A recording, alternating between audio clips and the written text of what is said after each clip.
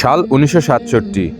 অনেক যাচাই বাছাইয়ের পর পূর্ব পাকিস্তান তথা বর্তমান বাংলাদেশের টঙ্গীর তুরাগ নদীতে শুরু হলো এক বিশেষ মুসলিম সমাবেশ, বলা হলো ইজতেমা। কিন্তু প্রশ্ন হলো, এই ৩ দিন কি কি এমন হয়ে থাকে এই ইজতেমায়? প্রথম দিন ফজর নামাজের পর আমবয়ানের মাধ্যমে শুরু হওয়া এই ৩ দিনে চলে ইসলামী আলোচনা ও ইবাদত। তৃতীয় দিন ফজরের পর হেদায়েতি বয়ান ও আখিরাতি মোনাজাতের পর শেষ হয়ে যায়। আর মোনাজাত শেষে সবাই ফিরে যায় নিজ নিজ জেলায়। বাস বা গাড়ি ছাড়াও কিছু মানুষ ফেরেন ট্রেনে, কেউ ট্রেনের ছাদে, কেউ বা ইঞ্জিনের সামনে ঝুলতে ঝুলতে ফিরে আসেন। জানাজার নামাজ যেমন পড়ানো হয় এখানে, তেমনি খেজুর বিলাতে বিলাতে অনেকের বিয়েও দেওয়া হয় এই ইজতেমায়। মোবাইল চার্জ দেওয়ার জন্য তাঁবুতে বিশেষ সুবিধা থাকে না দেখে পাশেই থাকে চার্জ দেওয়ার ছোট ছোট বিশেষ দোকান। রান্নার ব্যবস্থা থাকে তাঁবুর পাশেই। রান্নার পর তা তাঁবুর নিচে এনে ছোট ছোট গ্রুপে সবাই একসাথে বসে খেয়ে থাকে। কিন্তু সমস্যাটা হচ্ছে, এটা এত ক্রাউডি একটা জায়গা, একবার হারিয়ে গেলে শেষ। কিন্তু প্লাস পয়েন্ট হচ্ছে, ওনারা এই পুরো ময়দানটাকে ছোট ছোট ভাগে ভাগ করে রেখেছেন, যাকে বলা হয় খিত্তা।